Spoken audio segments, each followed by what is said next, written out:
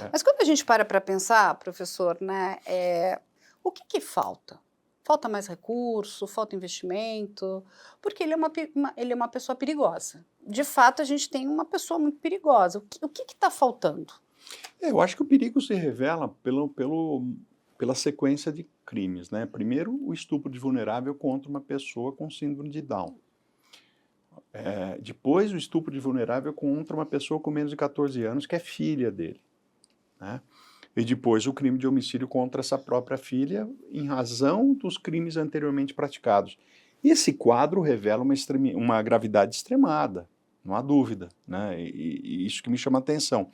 A fuga em si pode não ser um indício de periculosidade, ele é, na verdade, um indício de que a pessoa está se furtando à aplicação da lei e justifica a prisão preventiva.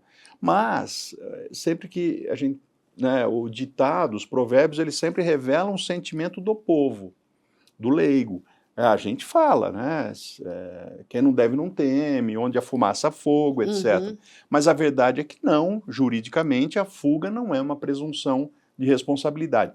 Claro que a gente, socialmente, eu como advogado, distraído, se eu não lembrar da Constituição, eu costumo brincar assim, posso até pensar, fugiu, né, ele foi o autor do crime, mas tecnicamente não.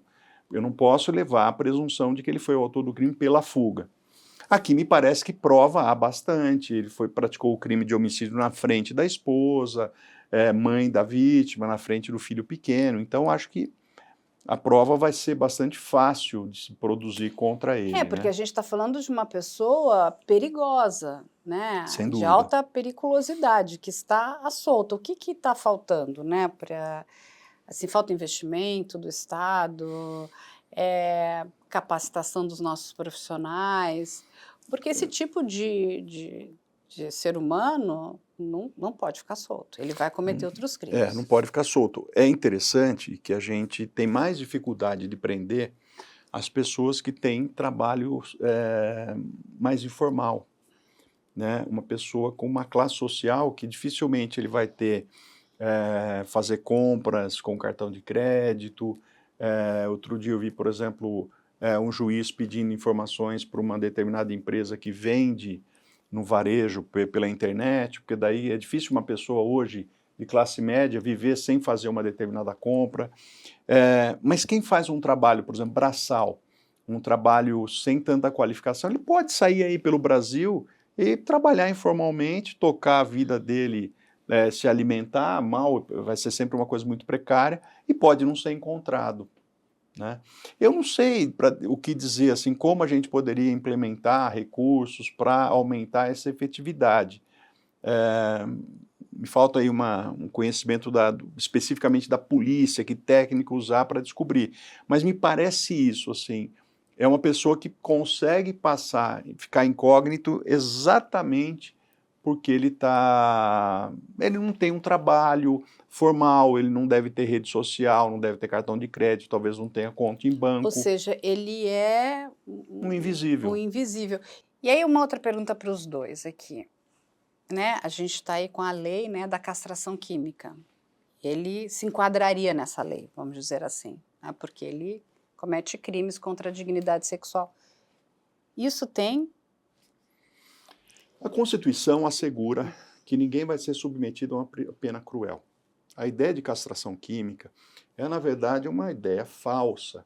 Não tem função nenhuma de resolver a questão criminal, mas é usada por muitos deputados, enfim, parlamentares, que querem explorar o sentimento de ódio que existe na população. É esse o fato. A população tem raiva de uma pessoa como essa. Então a ideia de que você poderia ter uma pena cruel satisfaz esse sentimento. Isso na verdade, uma demagogia penal, porque a demagogia é justamente uma proposta que não tem a função de resolver o problema, mas ela tem a função de atender à subjetividade da população, ao emocional da população. Então, eu tenho certeza que se fosse aprovado a castração química, muita gente ia aplaudir, dizendo que beleza, tem gente que ia querer assistir a aplicação do medicamento, como se assistia à execução de pena de morte, etc. Isso é feito para saciar esse anseio A da sanha, população, né? mas não tem nenhuma eficácia em em prevenção nem geral, nem especial, enfim.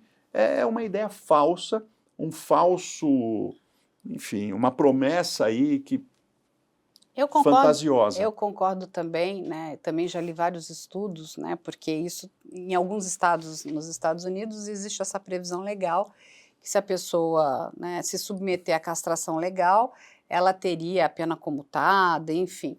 Mas vários psicólogos também, né? Vários médicos dizem que isso não tem eficácia nenhuma, né? Nenhuma, porque é uma questão muito mais a questão do crime, vou jogar para aqui para a Cristina, contra a dignidade sexual, tem ligação com o poder, muito mais do que com sexo, é isso, Cristina? Sim.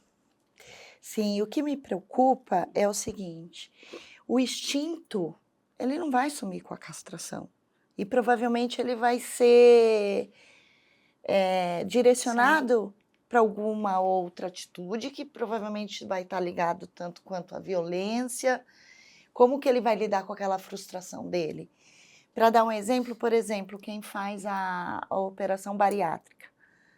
Você não aguenta comer mais, mas a fome não diminui.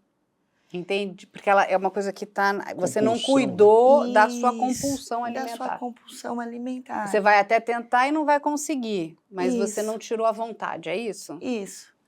Então é isso que eu fico pensando e muitos psicólogos andam discutindo. Isso aí vai ser direcionado para uma outra coisa, talvez tão disfuncional e inadequado tanto.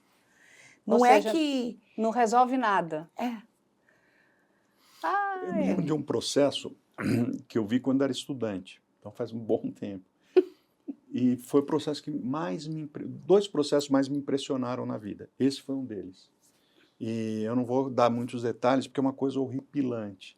Mas o fato é que era um homem que queria praticar estupro e tinha impotência.